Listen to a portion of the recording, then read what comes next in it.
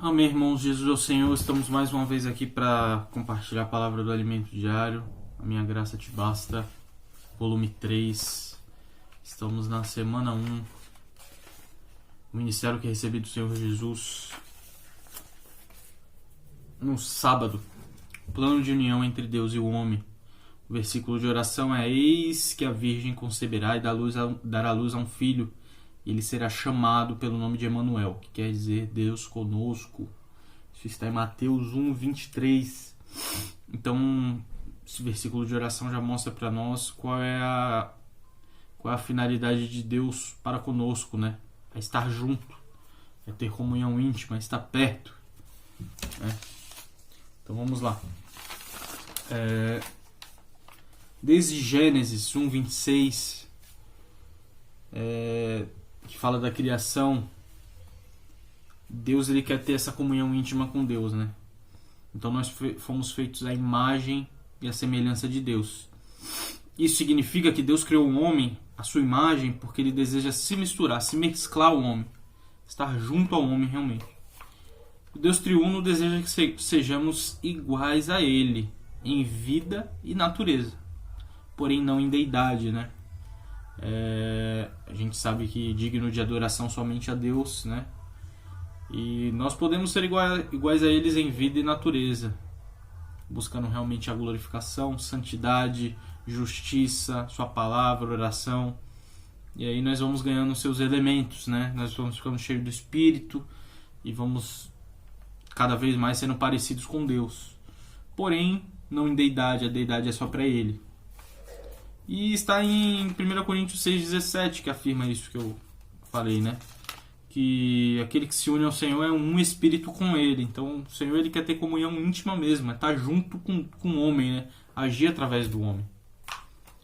Tanto que isso desde o começo, né? Do começo das eras. Quando o homem pecou, Deus perguntou, né?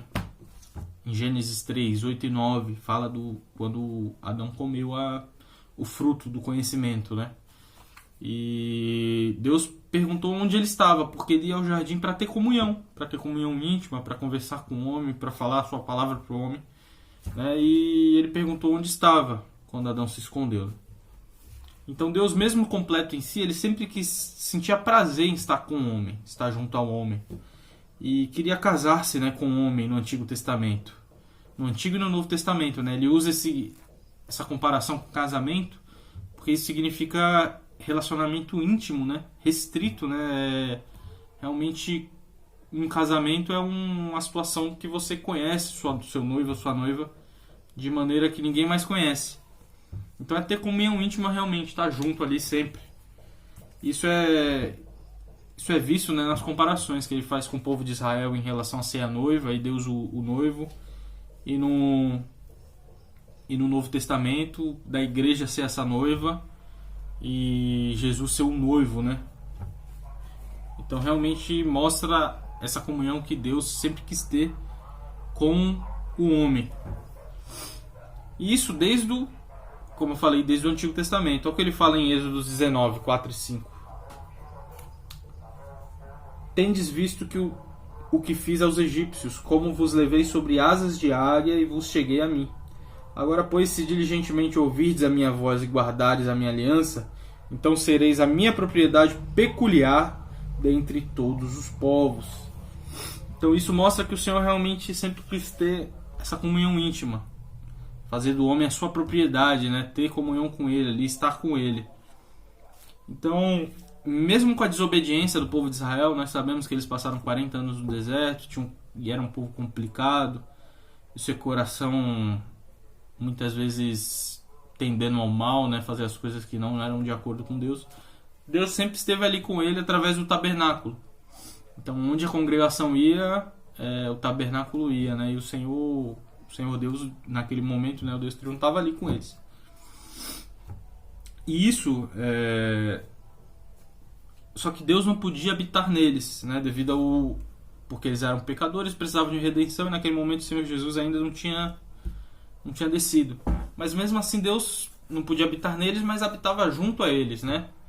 No tabernáculo, a gente sabe que Salomão fez fez o templo, né? Mesmo sendo feito por mãos humanas, o Senhor habitava naquele lugar daquela maneira, porque era uma forma dele estar junto com o seu povo, até que o Senhor Jesus viesse, né? E redimisse todos nós, né? Nos justificasse e rasgasse que o véu do tabernáculo, né? Do Santo dos Santos fosse rasgado e o Espírito fosse enviado a nós, e assim o Senhor pode habitar dentro de nós, né? Depois dessa redenção de Cristo.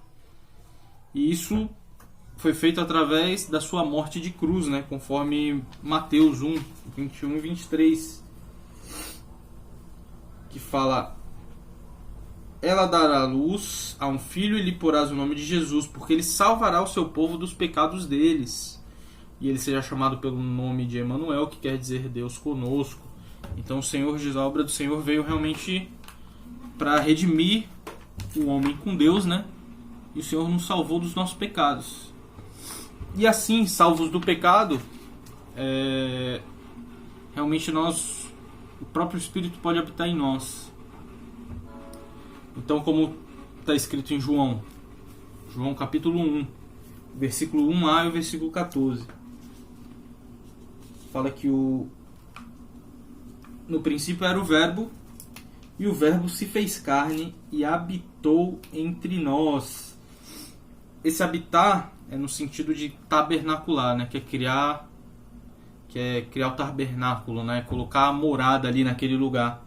Então ele tabernaculou entre nós para que ele vivesse conosco, né? Tivesse essa comunhão íntima. Sempre foi o desejo de Deus. E aqui, como nós podemos ler, Deus armou seu tabernáculo na terra. Ao se tornar homem, né, Deus armou seu tabernáculo na terra. Esse Deus grandioso e maravilhoso trouxe uma barraca, né, do céu. O corpo de Jesus era sua barraca, seu tabernáculo. Então ele habitava ali no Senhor Jesus, né? E um dia ele levou os discípulos, a gente sabe, aquela passagem do Monte da Transfiguração, Mateus 17, 1 e 2. Deixa eu ler aqui. Mateus 17, 1 e 2. Fala: 6 dias depois tomou Jesus consigo a Pedro e aos irmãos Tiago e João e os levou em particular a um alto monte. E foi transfigurado diante deles, e seu rosto resplandecia como o sol, e as suas vestes tornaram-se brancas como a luz. Então esse processo, né, ele realmente, o Senhor, podemos dizer que ele tirou o zíper ali daquela barraca e mostrou sua glória, né? Então é algo impactante, né, irmãos? Realmente a glória de Deus ali, né?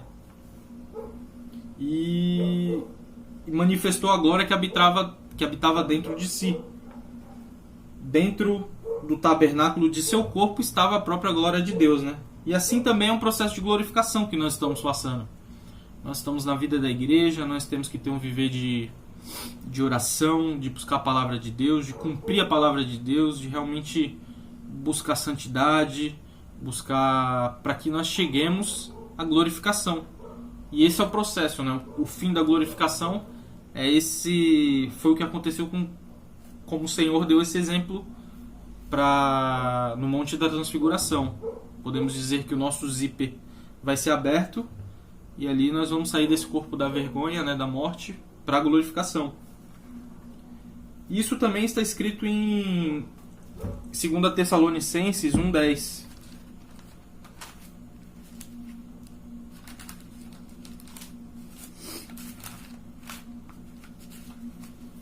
Que fala: quando vier para ser glorificado nos seus santos e ser admirado em todos os que creram naquele dia, porquanto foi crido entre vós o nosso testemunho.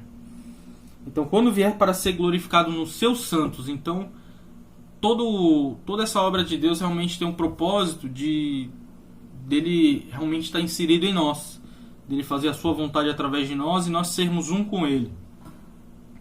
Então aqui fala já no nosso processo final de glorificação, mas em João, do 14 ao 17, fala realmente qual é a vontade de Deus, né?